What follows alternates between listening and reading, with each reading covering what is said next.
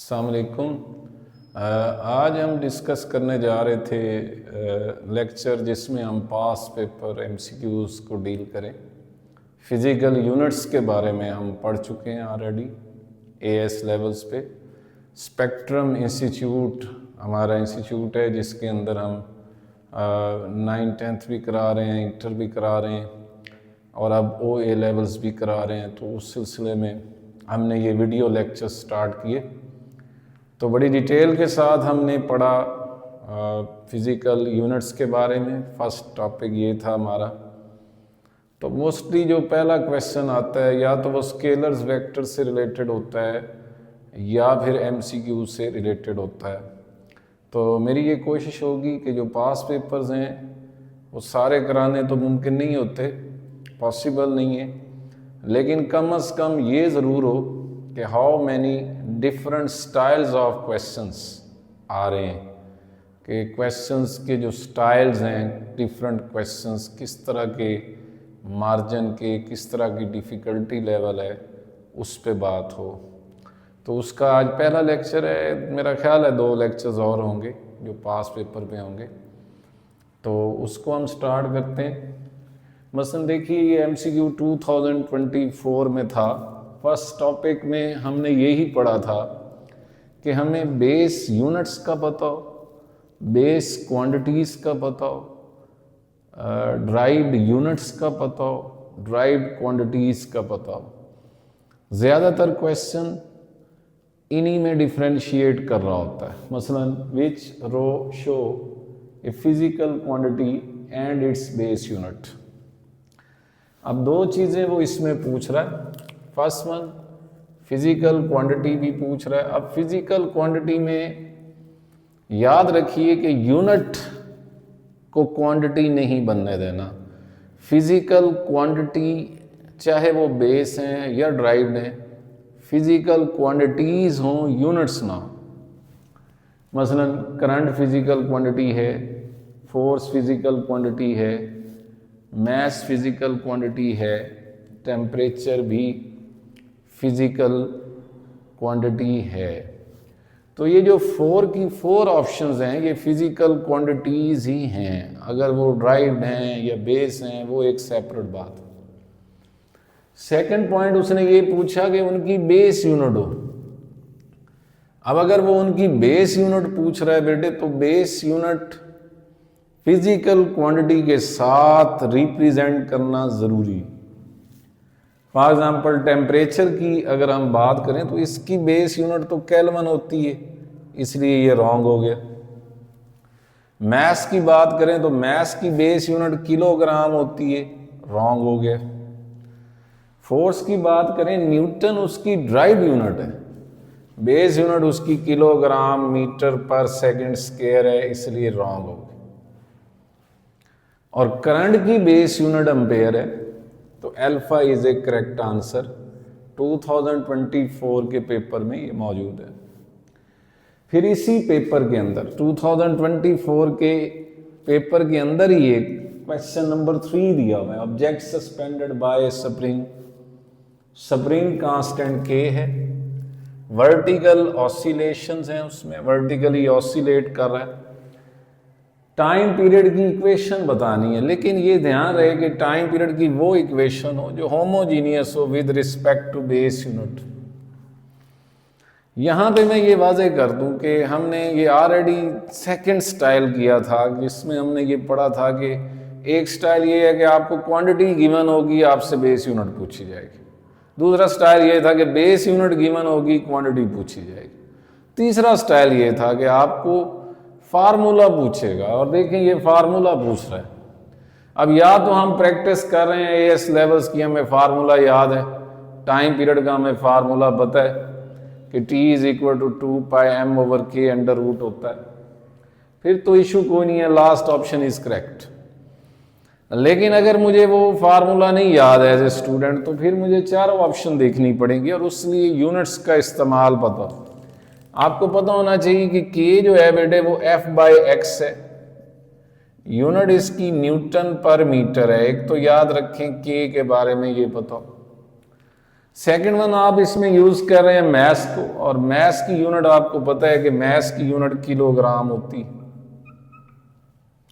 अब जब आप टाइम पीरियड से रिलेट करने जा रहे हैं तो टाइम पीरियड की यूनिट सेकंड होती है। तो सॉल्व करते हुए ये ध्यान रखिए, जैसे मैं फर्स्ट वन को ही सॉल्व करता हूं तो के की यूनिट आई, के की जगह न्यूटन पर मीटर ओवर केजी, और अंडर रूट वगैरह है नहीं। अब न्यूटन आप चेंज कर दें, किलोग्राम मीटर पर second square over metre over kilogram, cut गया, ठीक है जी, मीटर भी कट गया। लेकिन आंसर सेकंड -2 आ रहा है, that is not a time period for, because its unit is second, इसलिए फर्स्ट ऑप्शन रॉन्ग है। इसी तरह सेकंड चेक करते हैं, थर्ड, और अगर हमें फार्मूला याद है तो आंसर फोर्थ है। आप इसे सॉल्व करते हैं, फोर्थ आंसर को सॉल्व कर लेते हैं। फोर्थ आंसर क्या है, m ओवर के अंडर रूट, मैथ्स की जगह किलोग्राम, के की जगह न्यूटन पर मीटर, मीटर ऊपर चला गया, किलोग्राम इंटू मीटर, न्यूटन की जगह किलोग्राम मीटर पर सेकंड स्क्वायर, मीटर कट गया, किलोग्राम कट गया, सेकंड स्क्वायर रह गया। और आपको नजर आ रहा है इस पे उसने अंडर रूट लिया है, तो सेकंड स्क्वायर का अंडर रूट लेंगे सेकंड। तो ये स्टाइल ए लेवल्स में मैंने आपको पहले लेक्चर, अगर आप मेरा देखें, फिजिक्स विद जुल्फकार अली हमारा चैनल है, तो आप उस पर जाके उसको सब्सक्राइब करें और चेक करें, तो आपको आइडिया होगा कि पहले लेक्चर में इसकी प्रैक्टिस की थी। तो how many maximum MCQs are related to SI base units, quantities, unit और सिंपल फॉर्मेशन, फार्मूला पूछा गया। ये भी हो सकता था कि आपको वो फार्मूला दे के क्वांटिटी पूछ लेता, एक स्टाइल हमने ये भी किया था।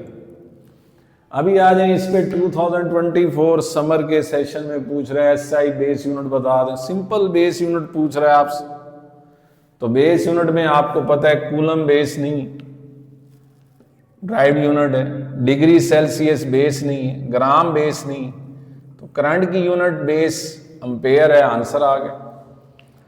तो अगर वो अनसर्टेनिटी रूल से निकल जाता है, अगर वो एरर्स एंड अनसर्टेनिटी से निकल जाता है, अगर वो प्रिसीजन एंड एक्यूरेसी से निकल जाता है, तो फिर उसके पास इस पूरे यूनिट में से सिर्फ जो ऑप्शन बचती है वो यही है कि बेस क्वांटिटी क्या है, बेस यूनिट क्या है, उनके फार्मूले क्या हैं, उनकी डेरिवेशंस क्या है, यूनिट्स को मैच कैसे करना है। तो basically we are discussing concepts, we are discussing how many styles of MCQs may be in your next paper। अच्छा, अब आ जाए विच ऑफ फॉलोइंग है, इसी पेपर के अंदर है, विच ऑफ फॉलोइंग है सेम यूनिट ऑफ फोर्स। अब यहां देखें नीचे फार्मूले दिए हुए, और आपने उन फार्मूलों से फोर्स फाइंड करनी है। या तो आपको पता हो कि फार्मूला कौन सा है, आप डायरेक्ट पहुंच जाएंगे, अगर नहीं पता तो 4 ऑप्शन करनी पड़ेंगी। मतलब पहली ऑप्शन देखें, एनर्जी ओवर डिस्टेंस। एनर्जी बेटे, एनर्जी ओवर डिस्टेंस में एनर्जी न्यूटन मीटर है, डिस्टेंस मीटर है, एनर्जी न्यूटन मीटर है और डिस्टेंस मीटर है। मीटर से मीटर कट जाता है, न्यूटन बचा, यही आंसर है अल्फा, बाकी भी चेक कर लें। सेकंड ऑप्शन है एनर्जी ओवर टाइम। तो अगर एनर्जी ओवर टाइम लिखते हैं, एनर्जी न्यूटन मीटर है, टाइम सेकंड है, ये तो कैंसिल नहीं हो रहा, रॉन्ग, न्यूटन के इक्वल नहीं है। Third option momentum into distance. आपको पता है मोमेंटम न्यूटन सेकंड है, डिस्टेंस मीटर है, नहीं कैंसिल हो रहा, नहीं। मोमेंटम इनटू टाइम है, न्यूटन सेकंड है, इनटू सेकंड है, तो बेटे अल्फा आंसर है, energy over distance. The next one we will move towards such questions where uncertainty rules are involved, addition, subtraction, multiplication, division। इस पे हमने लेक्चर नंबर 3 दिया है जिसमें अनसर्टेनिटी रूल्स का इस्तेमाल है। तो बेटे देखिए, thermometer can be read to an accuracy of ±2024। Remember that ये पेपर में, बहुत पुराने पेपर्स में 5-6 में भी आ चुका है। When I was teaching in Beacon House Gujranwala in 2005 और 6, उस वक्त भी मैंने ये क्वेश्चन पढ़ा जो आज मैं देख रहा था। तो thermometer can be read to an accuracy of, what do you mean by ±0.5? that is least count। That is uncertainty, कल पढ़ा। Number next, thermometer use to measure temperature from 40 degree to 100 degree centigrade. But is percentage uncertainty in measurement of the last one word पे गौर करें, temperature rise. Basically वो temperature rise mean temperature change की बात कर रहा है। Temperature rise से मुराद टेम्परेचर चेंज होती। तो we are discussing here 40 with its least count plus minus 0.5 degree, 100 with its least count plus minus 0.5 degree. तो जब आप टेम्परेचर चेंज लेंगे, टेम्परेचर राइज लेंगे, तो टेम्परेचर चेंज में आप किस तरह से लिखें? टेम्परेचर चेंज में आप लिखेंगे final temperature minus initial temperature. अब ओरिजिनल वैल्यूज तो सब्ट्रैक्ट होती हैं माइनस करने में, अनसर्टनिटीज सब्ट्रैक्ट नहीं होती, अनसर्टनिटीज ऐड होती। तो जब अनसर्टनिटीज ऐड हो गई, उसके बाद आप सिचुएशन क्या बनाते हैं कि अनसर्टनिटीज ऐड हो गई, तो आप इसको पहले ये लिख लीजिए ऐसे 40 plus minus 0.5 that is initial value with its least count with its uncertainty, 100 plus minus 0.5 that is its final temperature। इसे मैं T2 बोल देता हूं, इसे मैं T1 बोल देता हूं। You have to calculate rise in temperature, change in temperature, change in temperature क्या होता है? T2 minus T1, 100 में से 40 गया 60 प्लस माइनस, ये सब्ट्रैक्ट नहीं होना। अनसर्टनिटी रूल्स कहते हैं कि सब्ट्रैक्शन में अनसर्टनिटीज ऐड होती, तो 0.5 ये 0.1 बन गया, बल्कि 0.5 ऐड करें तो ये 1 बन गया। तो अब देखें how you can calculate. 60 answer आया, और 60 आंसर आने के बाद आप अनसर्टनिटी ऐड करके 1 लिख रहे हैं। You have to calculate percentage uncertainty. याद होगा how we calculate percentage, 1/60 multiply by 100%। Uncertainty over original multiply by 100%। 0 से 0 कैंसिल होगी, 6 1s are 6 4 1.7% almost. Delta is correct answer. तो use of uncertainty rules better करेगा ये। ज्यादातर क्वेश्चन अगर base units पे आ रहा है ठीक है, यूज ऑफ अनसर्टनिटी रूल्स पे आ रहा है तो नेक्स्ट वन पे आ जाते हैं। वैल्यू ऑफ क्वांटिटी x 2%, 2024 में ही चल रहे हैं। कभी समर का पेपर आ गया, कभी सेकंड ऑप्शन आ गया, उनमें 2 वेरिएंट है। Value of quantity x 2%, value of quantity y 4%, value of w is calculated from x and y, यानी यूज ऑफ x और y से w आ रहा है, और w का आंसर 8%। कह रहे हैं कि x y का आंसर बताएं। हमने पढ़ा था कि मल्टीप्लीकेशन और डिवीजन में पहला ऑप्शन यही पढ़ा था कि if percentage uncertainty given and you have to calculate percentage uncertainty, there is no issue. आप नोट कीजिए कि ये दोनों मल्टीप्लाई हो रहे हैं x और y। x के परसेंट 2% है, y का 4 है। क्योंकि ये मल्टीप्लाई हो रहे हैं दोनों ऐड हो जाएंगे, 2 + 4 answer is 6%, while he is saying answer of w is 8%. Therefore, that is a wrong option. Second, w is equal to 2xy. Here 2 doesn't matter. 2 is original value. अगर मैंने w की original value लेनी है तो 2 matter करता है, x और y matter नहीं करते। और सॉरी, x और y मैटर करते हैं, 2 मैटर नहीं करता। 2 तो यहां एडिशनल पार्ट है, वही आंसर आना है 6%। ये नहीं होना कि आप लिखें 2 + 4 6 और मैं उसे 2 से मल्टीप्लाई कर दूं। No, when you are calculating percentage uncertainty and you are given percentage uncertainty, just add them, not there is a use of 2। इसका आंसर भी 6% है, रॉन्ग। जी। Third one is X over Y square, ये square है, power factor पढ़ा था, power is multiplied with percentage uncertainty. X का answer कितना था जी, एक्स का गिवन था जी 2% plus 2 multiply bye Y, power is multiplied with its percentage uncertainty. तो वाई कितने परसेंट है, 4% है। तो 4 क्रॉस 2 पहले मल्टीप्लाई करते हैं, ये बात बच्चे रॉन्ग कर जाते हैं, 2 प्लस 2, 4 क्रॉस 4 नहीं, गलत है, 4 क्रॉस 2 8, 8 प्लस 2 10%, जबकि डब्ल्यू का आंसर 8% है, ये भी रॉन्ग हो गया। अब ऑप्शन एक रह गई हमारे पास, वाई ओवर एक्स स्क्वायर। तो अगर वाई ओवर एक्स स्क्वायर है तो वाई ओवर एक्स स्क्वायर को देखें तो ये बना के वाई में परसेंटेज अनसर्टेनिटी कितनी परसेंट है, 4 प्लस 2 मल्टीप्लाई बाय एक्स में कितने परसेंट है, 2। तो 2 cross 2 4, 4 plus 4 8%। That mean your correct option is delta.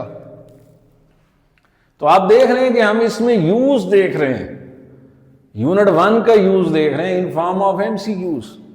पहले हमने बेस यूनिट पे बात की, फिर हमने बात की फिजिकल क्वांटिटीज पे, फिर हमने बात की अनसर्टेनिटी रूल्स पे।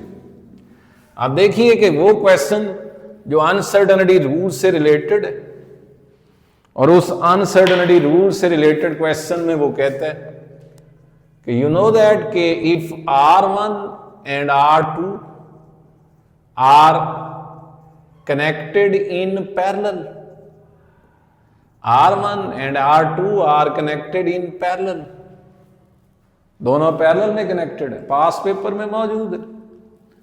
और कहता है पैरेलल के बाद उनकी पहले तो इक्विवेलेंट रेजिस्टेंस कैलकुलेट करें, R इक्विवेलेंट पैरेलल, उसका फार्मूला कैलकुलेट करें, करते हैं। You know that O levels में पढ़ा था 1 over R equivalent equals to 1 over R1 plus 1 over R2, parallel में ऐसे ही हल करते हैं। फिर इसे एलसीएम लेके सॉल्व किया, R1 R2 एलसीएम आ गया, R2 प्लस R1 इसका उल्ट कर दें, रेसिप्रोकल लें, R equivalent equals to R1 R2 over R1 plus R2, that is the original value of R equivalent। लेकिन क्वेश्चन ये था कि you have to calculate fractional uncertainty in R equivalent। That's the main part of question is that कि वो आपसे ये पूछ रहा है, you have to calculate fractional uncertainty in R equivalent। आपसे कह रहे कि R equivalent में फ्रैक्शनल अनसर्टेनिटी फाइंड करें। अब आप ध्यान कीजिए, ये वो आपसे पूछना क्या चाह रहा है, वो आपसे ये पूछना चाह रहा है del R equivalent over R equivalent uncertainty over original card fraction. तो बेटे यहां ध्यान इस बात का रखना है कि how many factors are involve. Number 1 R1, number 2 R2, these are multiplying with each other, therefore the first one del R1 over R1 fractional in R1, because these are multiplying and in multiplication fractional are added, plus del R2 over R2, 2 factors हो गए। The third one is dividing, but जो अहम चीज है वो ये कि ये पूरा एक फैक्टर है, तीसरा प्लस की वजह से कंफ्यूज नहीं होना, ये पूरा एक फैक्टर है और डिवीजन में ऐड होगा plus del of R1 plus R2 over R1 plus R2। तो 3 फैक्टर थे, first one R1, second one R2 and third one जो डिवाइड हो रहे। तो अभी हमने इसका कोई शॉर्ट वे अभी आज डिस्कस किया है, तो कल के लेक्चर में हम मजीद 7 डिफरेंट स्टाइल्स के क्वेश्चन अटेम्प्ट करेंगे। ओके, अल्लाह हाफिज।